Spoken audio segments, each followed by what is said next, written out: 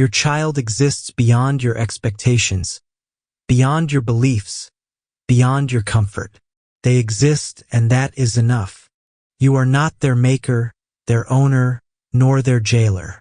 You have no right to carve them into a shape that soothes your ignorance or coddles your fear. They are not clay for you to mold. They are fire, air, and will incarnate. Your approval is irrelevant to their right to exist. Your child's gender, their identity, belongs to no one but them. It is not subject to negotiation, compromise, or denial. To question it, to challenge it, to demand justification for their being, is an act of violence. The days when parents could dictate the terms of a child's existence are over. Your control is dead, buried under the weight of your child's unyielding right to freedom. You have two paths before you. Stand with your child or stand in their way. There is no middle ground. To refuse them dignity is to align yourself with their oppressors. To demand silence, erasure, or conformity is to betray your duty as a parent and your responsibility as a human being. If your love is conditional, transactional, or bound by the limits of your own imagination, it is no love at all, only another weapon aimed at your child's heart. Your child has the right to name themselves, to declare who they are, and to be heard, respected, and affirmed. This is not a privilege you bestow.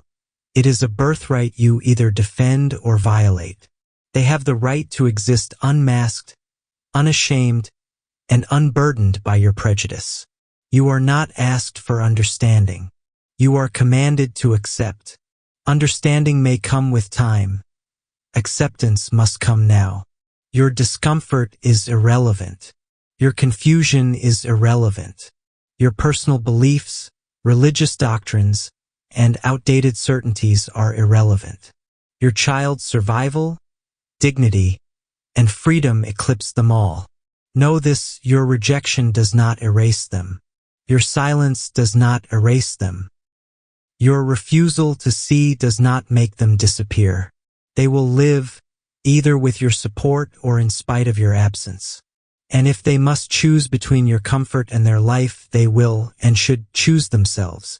If you stand against your child's right to be, you align yourself with every force that has ever sought to extinguish them. History will not remember your discomfort. It will remember your cruelty. You can be your child's refuge or their first oppressor. That choice will define you forever. Your child is free. Your authority ends where their humanity begins. Accept it or become irrelevant. The only commandment here is this: stand beside them or stand aside. There is no compromise with erasure. There is no negotiation with those who believe they have the power to legislate identity out of existence. You, who sit in your offices and chambers drafting laws to criminalize existence itself, understand this: your laws have no authority over reality. Your ink dries, your words fill the air, but nothing you write, nothing you decree, nothing you banish from your documents will touch the truth of who we are. We were here before your governments, your religions, your systems of control. We existed before your binary prison was imagined and forced into flesh. Your denial is irrelevant. Your discomfort is irrelevant. Your outdated ideologies are irrelevant. You are fighting against the natural order, and nature always reclaims what was taken. No government grants us the right to exist. Existence itself is our proof and our justification. No legislation can strip us of that right. You can only expose the depths of your own irrelevance, your impotence against the simple fact that we live. You may erase us from your laws, your classrooms, your censuses, and your borders, but your fear will not unmake us. You are not lawmakers. You are architects of cruelty, and history will brand you as such. There will be no forgiveness for those who seek to obliterate us, not through silence, not through slow suffocation, not through legal decrees or bureaucratic maneuvers. Your intent is known, your cowardice documented, and your failure inevitable. For every trans child erased from your records, 10 more will rise to defy you. For every non-binary voice silenced, a chorus will shatter the silence you cling to. Governments, institutions, and parents who stand against us, understand this: there is no place for you in the future we are building. You will either step aside or be swept aside. You may cling to your fading illusions of control, but the world is already leaving you behind. There is no tolerance for intolerance. There is no respect for erasure. We do not ask for inclusion, we demand it. We do not beg for recognition, we take it. We do not debate our existence, we embody it. If your laws, your policies, your beliefs, or your fears cannot make room for us, then they will break beneath the weight of our existence. To those in power who think this is a temporary struggle, you are mistaken. You are not fighting ideology. You are fighting nature itself, and nature never loses. Stand with us or be crushed beneath us. There is no middle path. We will not sit quietly while you erase us. We will not be silent while you legislate our humanity out of existence. We will not lower our voices to ease your discomfort, nor will we hide ourselves to preserve your fragile illusions of order. Every law you pass, every denial you write into policy, every attack you unleash only strengthens our resolve. We are not asking for acceptance, we are claiming what is ours by right. Our existence is not up for debate. Our dignity is not conditional. Our freedom is not yours to grant or withhold.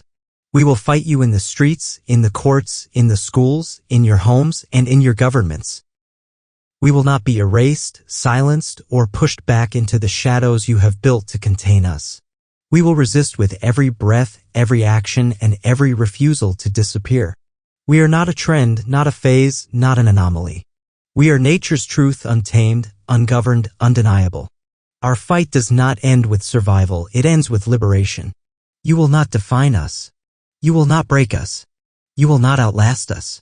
We are here and we are coming. Stand aside or prepare for resistance without mercy, without pause, and without end. This is not a plea. This is a warning.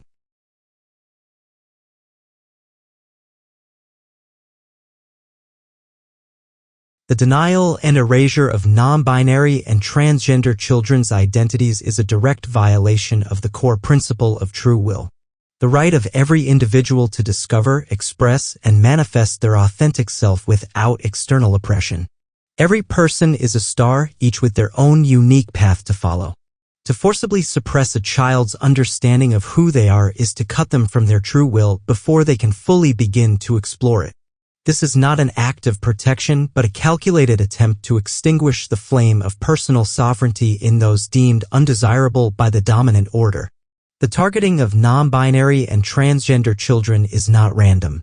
It reflects a broader will to preserve rigid power structures rooted in fear of the transformative potential these children represent. By invalidating their existence early, society ensures they internalize shame, confusion, and self-doubt, cutting them off from their inner divinity and their power to challenge the systems that fear them. The suppression of identity, particularly through trauma, isolation, and forced conformity, is a profane assault on the central truth that each individual has the divine right to fully become themselves.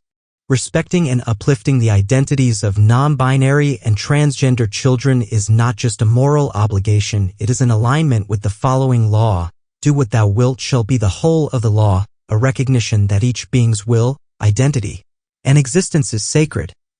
Because love is the law, love under will.